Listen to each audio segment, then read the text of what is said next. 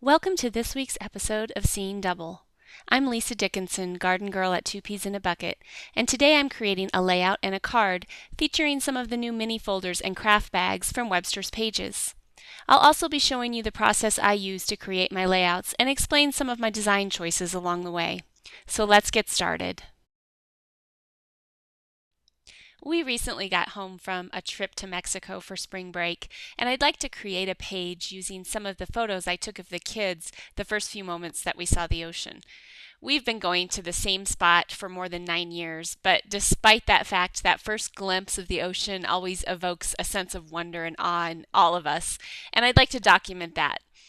I've got 5 photos that I took of this moment, and they're all pretty similar, but I think I'd like to include all of them on my layout. Because it's such a pretty scene, I think I'm going to print one of the shots fairly large and then incorporate the rest of them into a little booklet that I'm going to create with the file folders. Based on the colors in my photo, I've pulled out some papers that I think will work well. Since I'm going for a beachy, natural feel, I looked for papers with that same palette of aqua, yellow, and tan. I've got one from My Mind's Eye, and the red polka dot is from Elle Studio. And I love the contrast the red provides against the blue and yellow. The other 3 are from Webster's Pages, the Color and Composition line by Alison Kreft, and they have a subtle travel theme to them as well as matching my photo, so I think they'll work nicely. In addition to the papers, I've grabbed some of the Webster's Pages folders and cards that are also from the Color and Composition line, and I'm going to use these to make a mini booklet to hold the additional photos. I'm thinking this booklet might also be a good place to incorporate my journaling. Since I'm trying to create a natural outdoor feeling with this page, I'm starting with a craft base. Next, I'm going to determine how big I want to print my photo. I like to keep scraps of cardstock cut to standard photo sizes to help me figure that out. I've got a 4x6 and a 5x7 here, and seeing them on the 12x12 background helps me determine which size will work best. Because I'm going to be using these little mini folders on the page, I'm going to build a little sample booklet right now just to see how it's going to work into the design. I've got 4 photos to add into it, so I'm thinking I'll layer at least 2 of the folders and maybe one of the little cards so that it will create about 8 pages. Now that I see how much space this booklet will occupy, I'll compare the photo sizes. For this layout, I'm kind of liking the bigger 5x7, so I think I'll go with it. It's large enough to still be the focal point when the booklet, title, and all the other elements are incorporated. Now I've printed my photos. I have the larger one that's just a tad bigger than 5x7 and 4 smaller ones that I've sized to 2.5 inches high, since that's a bit smaller than the folders. To build my booklet, I'm layering up some of the smaller folders from the pack, as well as one of the journaling cards. I only have 4 photos, but I'm planning on leaving some of the pages in this booklet blank just to show off the cute patterns, and I might also leave a page to write my journaling in here.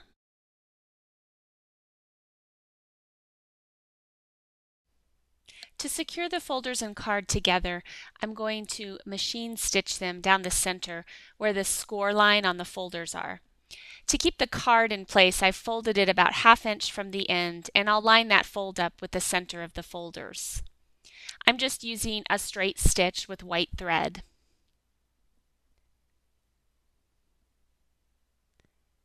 Once the stitching is done, I will take the entire piece and then just fold it in half, and you'll see how the little booklet has come together. Now I'm ready to add the photos into the booklet.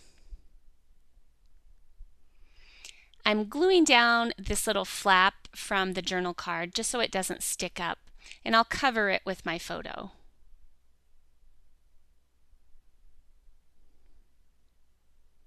I just need to stick down these last 2 photos. I'm going to put this one on the inside back cover. Then I'll trim off the thread from the machine stitching. And I'm thinking this wood grain page on the back would be a good place to add my journaling. So I'm just going to pencil that in right now. I'd like to add some simple embellishments to this book, so I've grabbed the Webster's Pages sticker sheet from the color and composition line, as well as some basic gray enamel dots, which are a great way to add some sparkle without a lot of bulk.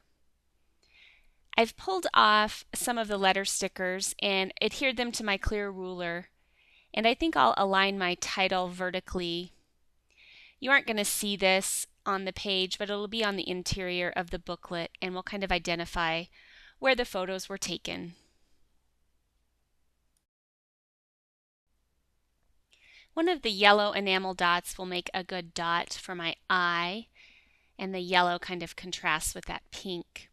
I'm thinking on this yellow page I'd like to add a pop of color, maybe one of the red stickers.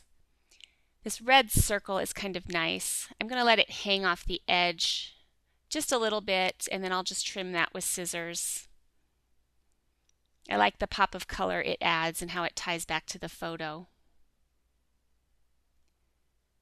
On this back page, I'd like to add a spot to identify everyone that's in the photos. So one of these label stickers would work well. I think I'll stick it along the bottom edge, and then I'll just trim off any of the part that hangs over.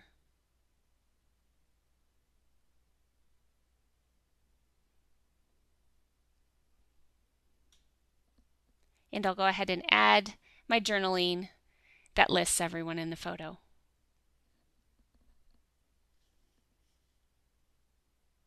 On this back page, I've added my journaling in pen, and I think that completes the inside of the book. I'm not sure how the cover will incorporate with the rest of the page elements, so I'm going to leave it bare. I just am going to add a few of the enamel dots on the little folder tab, and I will call it good. So with the booklet complete, I'm ready to start working on the layout. I've centered my photo on the top half of the page with the booklet positioned under it on the right. I'm planning to have the title occupy the space to the left, but something I'm noticing as I look at it now is the blockiness that the photo and the square booklet create. I think the design needs some curves to break up the straight lines, and this date stamp from Hero Arts might be a great way to add a circle in to contrast with the strong rectangular shapes. To get an idea of what the stamped image might look like on my page without permanently committing to it, I love to use this little trick. I've stamped the image on a piece of clear transparency. These often come with the stamps in the packaging. And I've stamped it with StazOn ink, so then I can lay it all over my page and see what it would look like. The circle seems to be working, and I think it would look great here with the title layered over it. I've decided to title this page Hello Ocean. For the hello portion, I've grabbed a die cut from Glitz that's pre-printed on yellow with the word hello, and I've also cut the word hello from white cardstock on my silhouette. At this point, I'm not sure which one I'm going to use. For the word ocean, I've stuck some thickers to my ruler to see what might look best. I'm considering these red hardcover thickers and the white lullaby thickers. I think I'm leaning towards the red, but I'm not totally sure. I'd also like to add in some additional pattern paper, and I'm considering some more circles just to add more softness to the design. Something that's bothering me right now is that most of the page elements are very bright and colorful, and I feel like this craft background is a bit dingy for them. So just for the heck of it, I'm going to see how everything would look on a lighter patterned background. After seeing everything arranged on this lighter My Mind's Eye chevron, I really like the way that it has an airier and brighter feel than the craft. So back to the addition of some pattern. I've cut a yellow paper just a bit larger than my photo to use as a mat. I like how it contrasts with the blues, and it also highlights some of the small pops of yellow in the kids' clothes. This mat also separates the photo from the background, and it frames it as a focal point. Now I'm bringing back these aqua circles because I like the sense of motion and energy they add. For a lighter feel, I've cut the center out of one of them, and I like how it's a bit more subtle than the solid circle. I've also cut another shape that outlines the stamp. And to create a visual triangle around my main elements, I'm adding in a third circle. I'll just play with the arrangement a little bit until it seems balanced.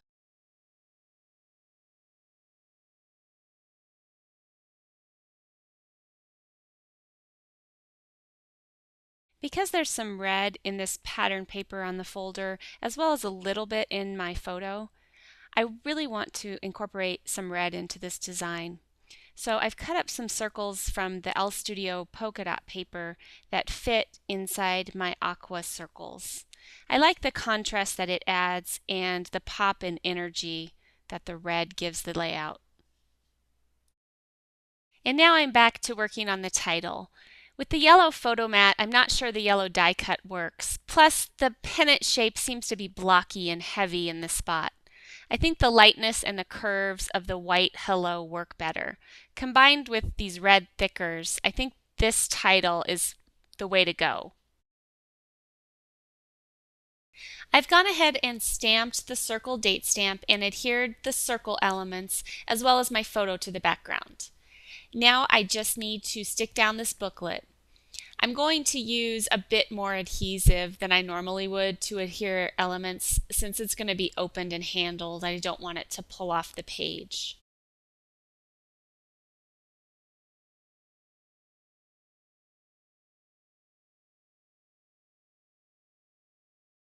To finish up my title, I'll adhere part of the word ocean to the booklet, the E, the A, and the N. And then I will place the O and the C next to them on the background.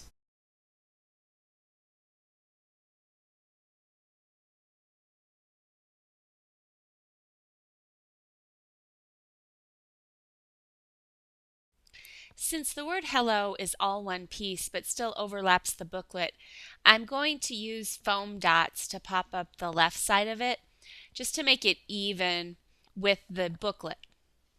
And then for the portion that overlaps the book cover, I'll just apply a regular adhesive. Because the cardstock is flexible, you can still open the book even though the title overlaps it.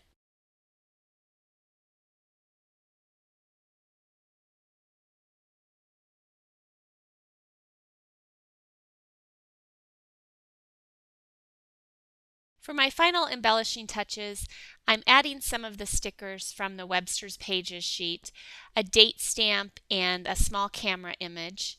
And I'm trying to incorporate these within the visual triangle that I created with my circle shapes.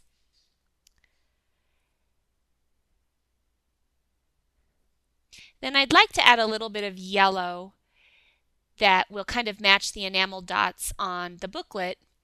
So I'm pulling out these Studio Calico chipboard arrows, and I'm going to add a few of those, one kind of by my title and then one at the top. And these just help direct the eye to the photo and the booklet and also reinforce those visual triangles. Then I'll fill in my date and my page is complete. Here's a look at the finished result.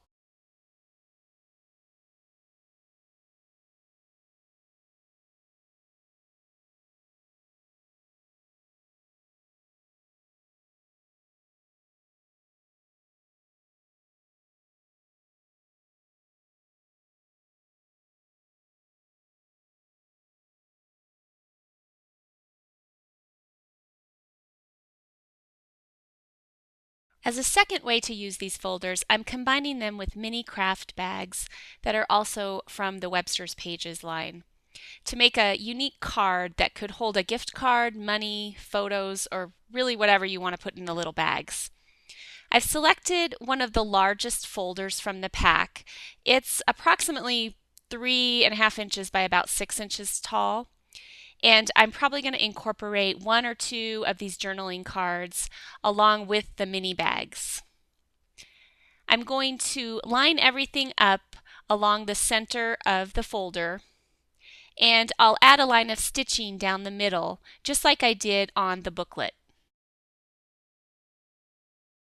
Then all of these little elements will be held inside the card so that when you open it, you'll have a place to write your sentiment, and then the pockets will be places that you can tuck in other little gifts. Now that I've stitched the bags and the journaling card into the folder, I'll trim off the excess strings, and then I'll add a little note to the recipient on the journaling card.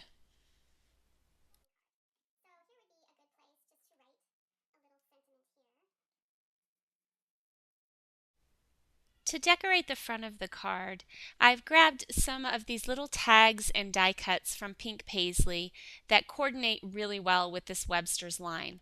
There's some cute shapes and a few sentiments, but I like this dark gray circle because I think it will work well with the greeting that I want to add on the front of the card.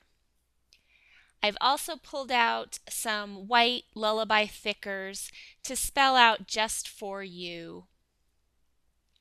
I've lined them up on my clear ruler, and I think I'm going to put the word "just" above the circle and the word "you" below it, and then put the "for" right in the middle.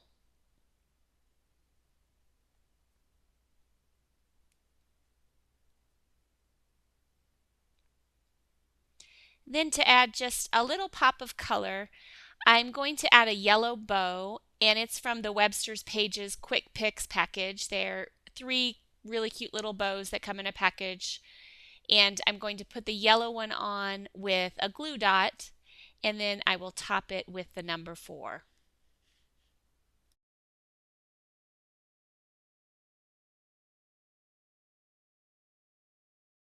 Now all that's left is to add a little something special to your card. The mini bags make perfect pockets to slip in a gift card or money or photos. I think this would make a really great card to send to grandparents with school pictures of their grandkids tucked inside.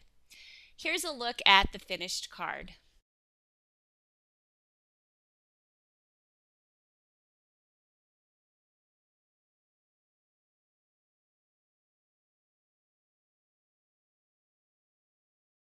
Thanks so much for joining me for this week's Seeing Double. For more information on this video and others, visit 2peasinabucket.com and click on the video tab.